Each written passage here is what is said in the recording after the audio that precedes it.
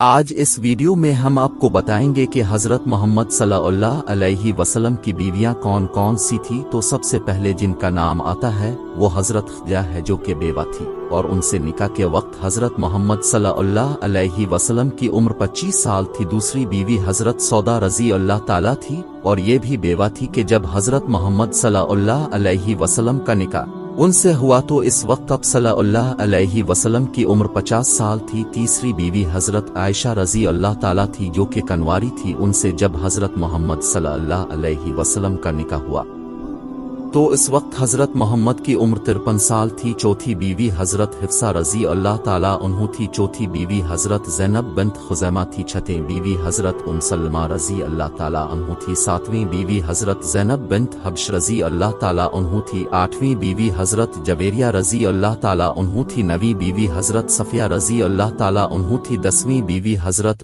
حبیبہ رضی اللہ تعالیٰ عنہ تھی۔ 11ویں بیوی حضرت میمونہ رضی اللہ تعالیٰ عنہ تھی۔